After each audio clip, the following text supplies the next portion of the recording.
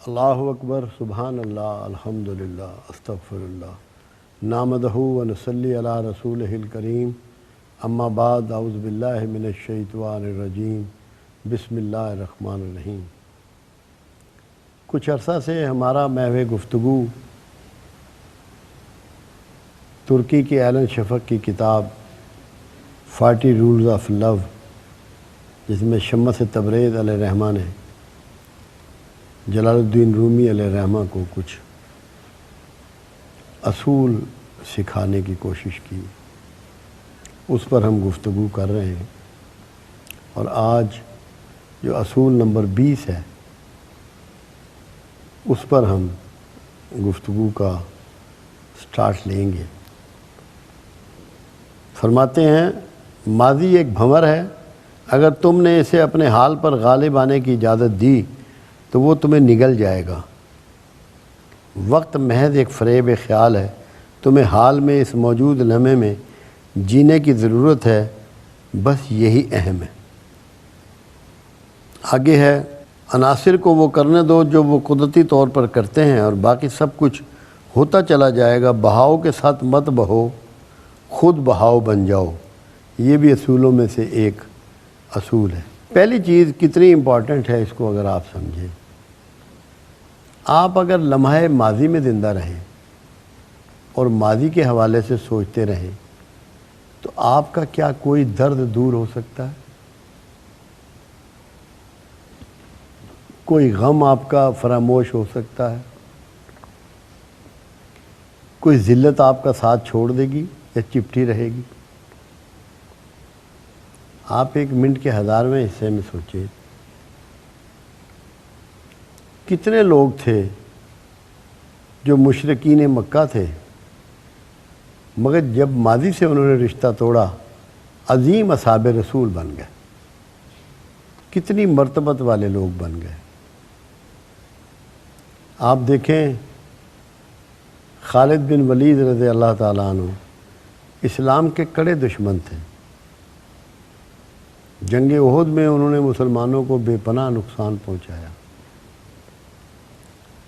مگر جب ماضی سے رشتہ ٹوٹ گیا اور اسلام میں داخل ہو گئے تو رسول اللہ صلی اللہ علیہ وسلم نے سیف اللہ کا خطاب عطا فرما دیا، کتنے معزز ہو گئے۔ تو یاد رکھیے، اگر ذلت سے، خواری سے، پریشانی سے، دشمنی سے، دکھوں سے، تکلیفوں سے، غموں سے جس کو نجات پانی ہے، اس کو ماضی سے رشتے کو ترک کرنا، ماضی کے ساتھ نہیں چمٹا رہنا۔ کل آپ کے حالات بہت اچھے تھے، آج نہیں رہے، اسی میں چمٹے رہیں گے، نئی کوششیں نہیں کریں گے، نئی امیدیں اللہ سے نہیں باندھیں گے، نئی جد و جہد نہیں کریں گے، نئی تک و دو نہیں کریں گے، ماضی آپ کو کیا دے گا؟ ماضی کو استعمال کرنا ہے ایک ٹارچ کے طور پر، اس سے آپ نے سیکھنا ہے، اس سے روشنی حاصل کرنی ہے۔ اسی لیے دنیا کی تمام اقوام کی تاریخ رقم کی گئی، لکھی گئی، خود قرآن نے تاریخ لکھی، پچھلی قوموں کا تذکرہ کیا، ان کی کامیابیوں کا بھی اور ناکامیوں کا بھی۔ ماضی کو استعمال کیا جا سکتا ہے آئندہ کے لائحہ عمل کے لیے۔ ماضی کے دکھوں کے ساتھ نہیں جینا۔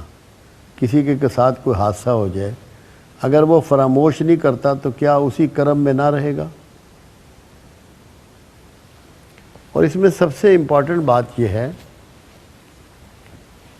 ایک زمانے میں بات کی جاتی تھی، مجھ سے بھی پوچھا گیا کہ صاحب حال کون ہوتا ہے؟ عام طور پہ لوگ اولیاء اللہ کو صاحب حال کہتے ہیں۔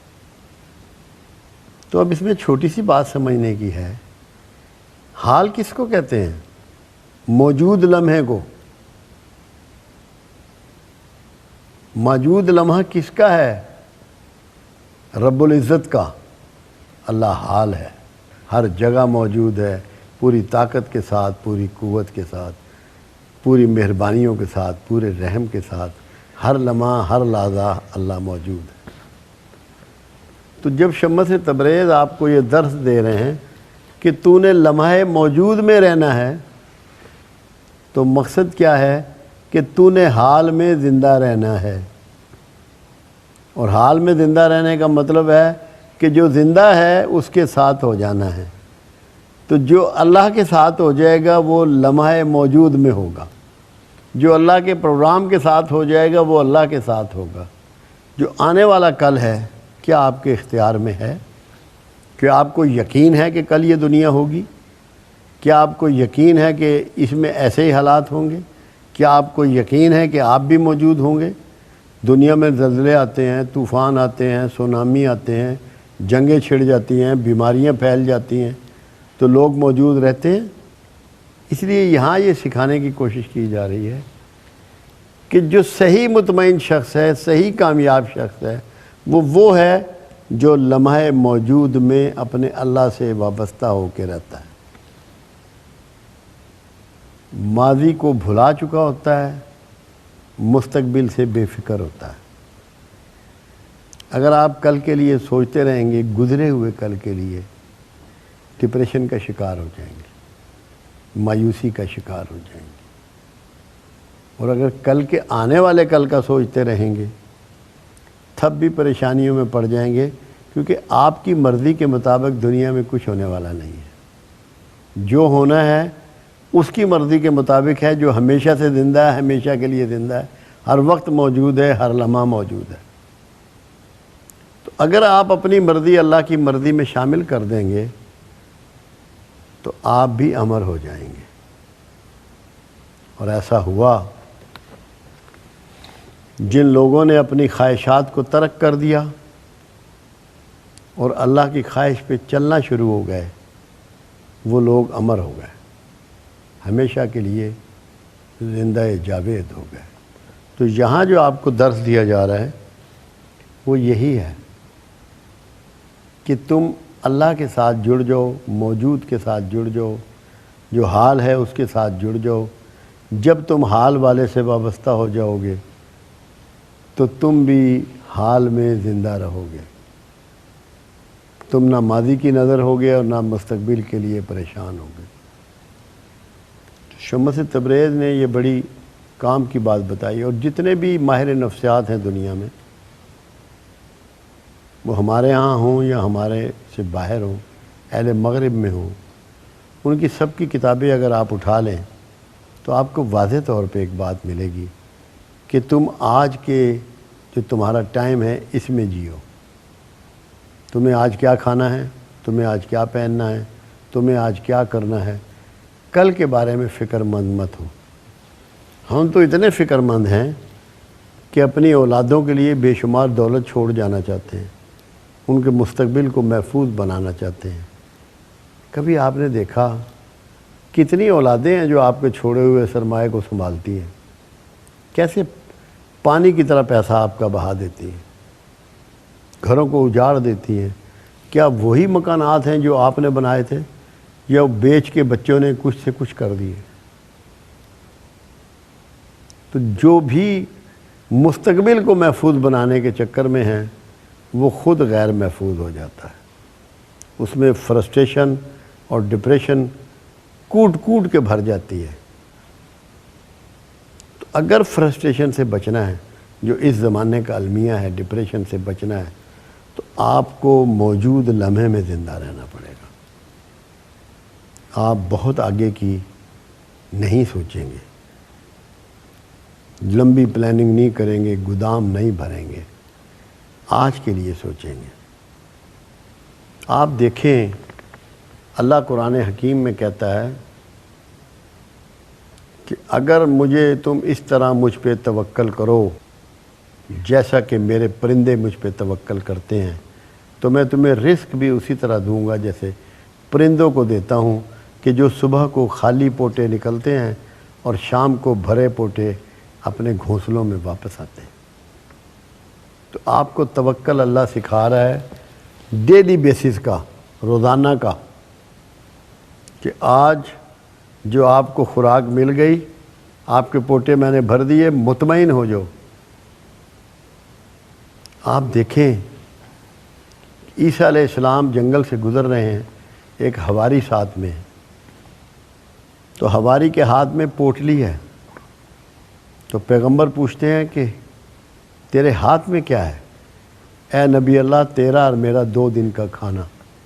آپ نے فرمایا پوٹلی کھول، اور پوٹلی کھول کے وہ ساری روٹیاں جنگل میں پھینک دی اور ایک روٹی بچا لی۔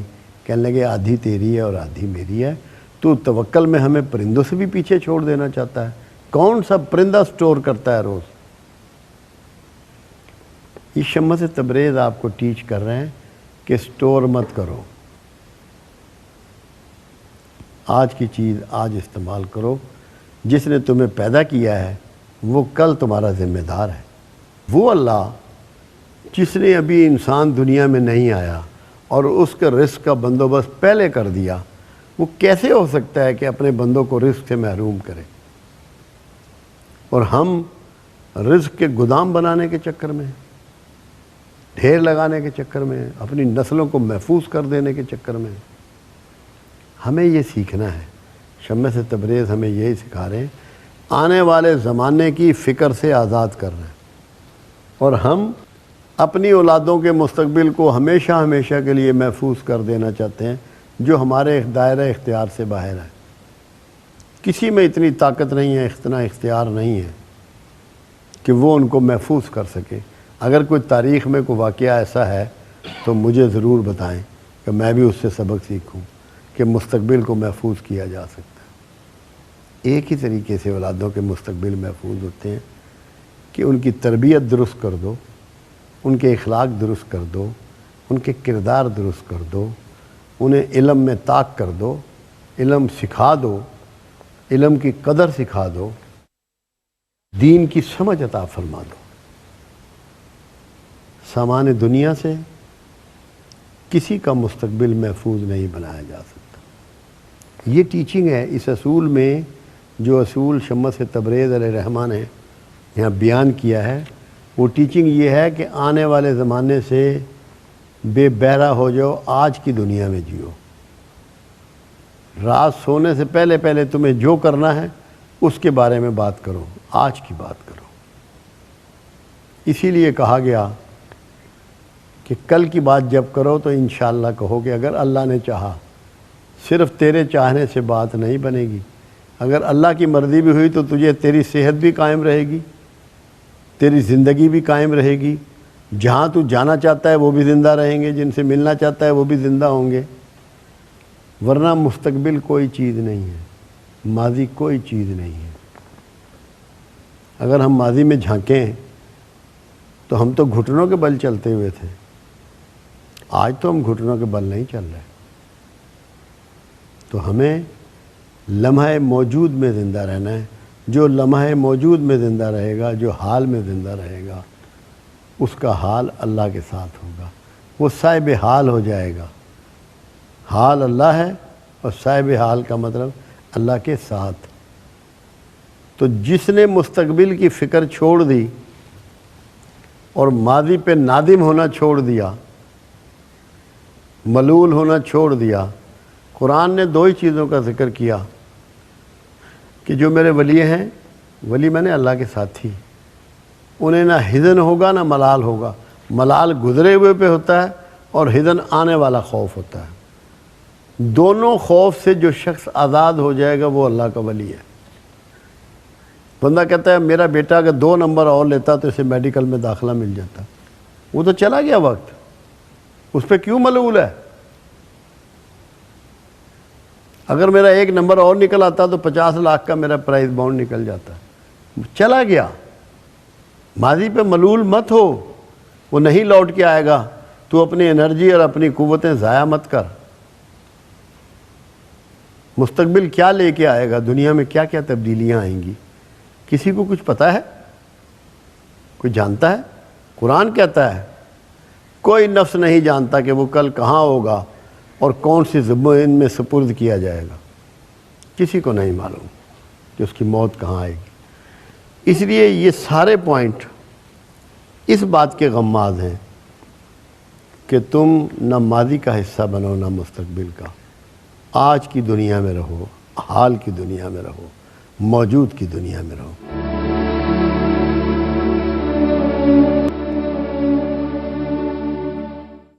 ایک بات انہوں نے اور بہت خوب کہی، بہاؤ کے ساتھ مت بہو، خود بہاؤ بن جاؤ۔ جو لوگ دنیاوی فیشن کا شکار ہو چکے ہیں، جو رواج چل رہے ہیں اس میں بہہ چلے ہیں، یہ ان لوگوں کے لیے ہے۔